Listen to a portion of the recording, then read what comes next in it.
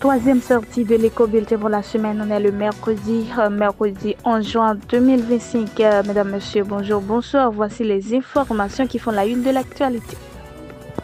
Le commissaire du gouvernement près du tribunal de première instance de Port-au-Prince, Swanson Moncler, a annoncé ce mardi 10 juin 2025 avoir procédé au gel des savoirs de ressortissants haïtiens sanctionnés par l'Organisation des Nations Unies.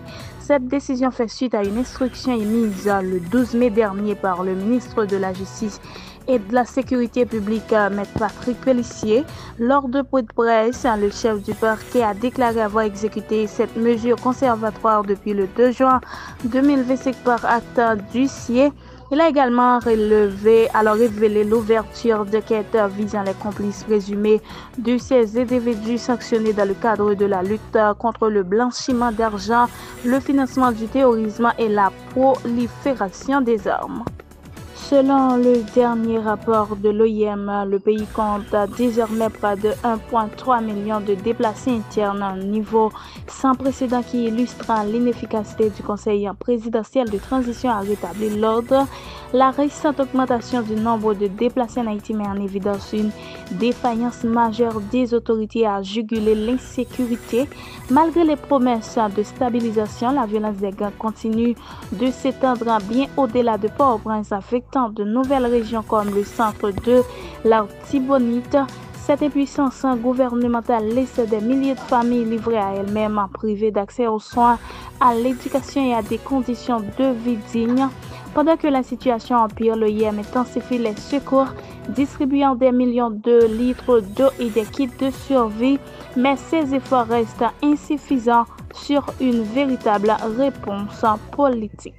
La police de la commune de Gaumont, accompagnée du sous-délégué de l'arrondissement de Gaumont, a procédé à l'arrestation de Gélus Whistler, identifié comme le complice ayant facilité l'enlèvement de l'entrepreneur et l'image par le gang Tibois d'Homme. Malgré le versement de 2 véhicules en guise de rançon, les malfaiteurs ont tout de même assassiné la victime qui était un résident canadien.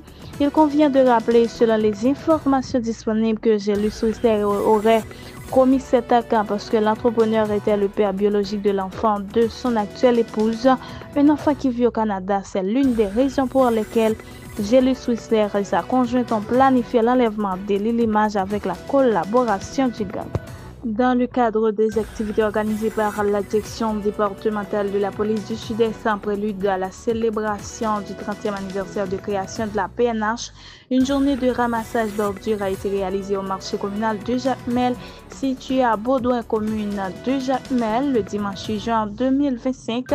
En effet, pour la pleine réalisation de cette journée de nettoyage, le directeur départemental de la police du Sud-Est, le commissaire divisionnaire Jean-Gabriel Gabard, sur instruction du directeur général AI de la PNH, Maître Monormil, a mobilisé les responsables des différents services de la direction, dont l'UDMO, le SDPJ, les sapeurs-pompiers ainsi que des policiers et des personnels administratifs de l'institution policière. Ces travaux ont été réalisés avec la collaboration des membres du SCOUT Haïti, la mairie de Jacmel, la direction de la protection civile et des membres de la population jacmelienne. À noter que cette initiative vise d'une part à promouvoir un environnement sain et d'autre part à renforcer les liens entre la PNH et la communauté locale à travers des actions citoyennes.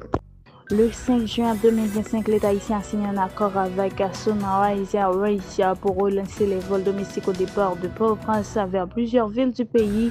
Cette décision, qui prévoit une garantie financière pouvant atteindre 11 millions de dollars américains, suscite des réactions contrastées. L'économiste Enomi Germain s'est exprimé à ce sujet dans un tweet dénonçant une politique qui, selon lui, renforce l'emprise du secteur privé sur l'État haïtien. L'économiste souligne également que cette aide ne résout ni l'insécurité ni la précarité persistante en Haïti. Au contraire, elle consolide la position dominante de Sunrise Airways en privant les consommateurs d'une alternative compétitive. L'absence de concurrence, ajoute-t-il, empêche toute régulation naturelle des prix et des services. Depuis le 9 juin 2025, les États-Unis ont suspendu la délivrance de visas pour plusieurs pays dont Haïti dans le cadre d'une proclamation présidentielle visant à renforcer la sécurité nationale. Cette décision impacte les demandeurs de visa de non-immigrants et d'immigrants, sauf pour certaines catégories bénéficiant d'exemptions précises. Les visas exemptés de cette suspension incluent les demandes diplomatiques et officielles, les visas pour conjoints, enfants et parents de citoyens américains ainsi que les adoptions internationales. Cette mesure concerne uniquement les ressortissants haïtiens qui ne possédaient pas de visa valide au 9 juin 2025.